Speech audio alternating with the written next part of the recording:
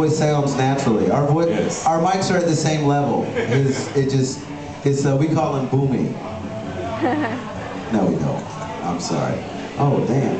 My desk is going, y'all. You know what I'm gonna do? I'm just waiting till I get famous so that I can sell the desk on eBay. Oh shit! So I'm making it worse. So I can sell the desk on eBay and give the money to charity. What is somebody's laughing at my idea? I think giving this desk to charity will raise awareness for whatever charity that I choose to, assist. There are many people out there that are not quite able to make their rent every month. They're not quite able to purchase that new laptop. You know what I'm saying?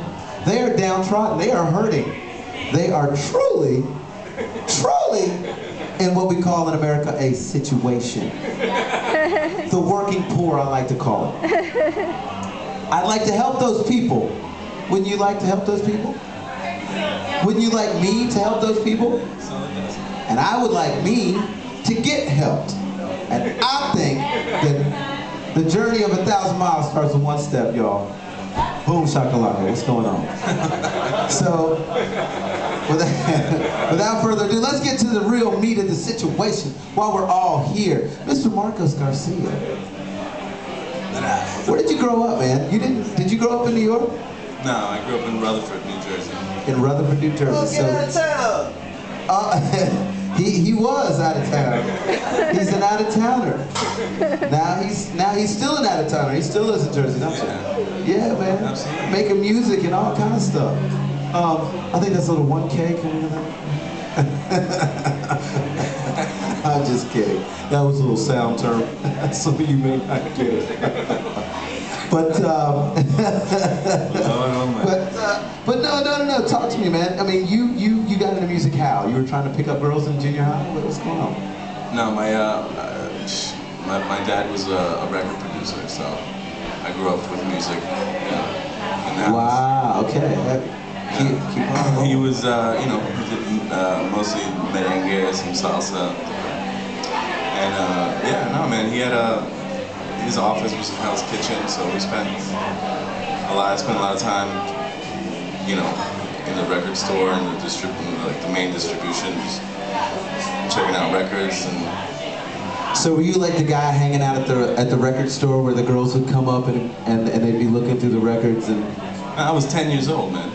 I still believe that maybe where at 10 going, no baby, you don't want to buy that record.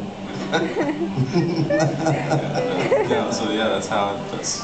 Wow, and so, early. and does he still work in the record industry at all? No, he died 20 years ago. Oh, but, I'm sorry to hear that, but his legacy lives on. Right. And he would be pretty happy to see you doing what you're doing right now. Well, he always told me never to get in the music business. 9, 10, 11, he was telling me. He used the one story. He's like, that phrase what is that saying? One bad apple spoils the bunch. That's how he described the music business. A lot of bad apples. Mm-hmm. I'm suing a guy right now, just like that. Yeah, exactly. Rotten apple. And that's why he didn't want me to get into it. I believe it, but you've done quite well. I mean, you've played in several bands over the years. I mean, somebody told me something. You had an affiliation with Stryper. I know, I kid. But you did have strong roots in Christian music, right? Where did you hear that? It's like,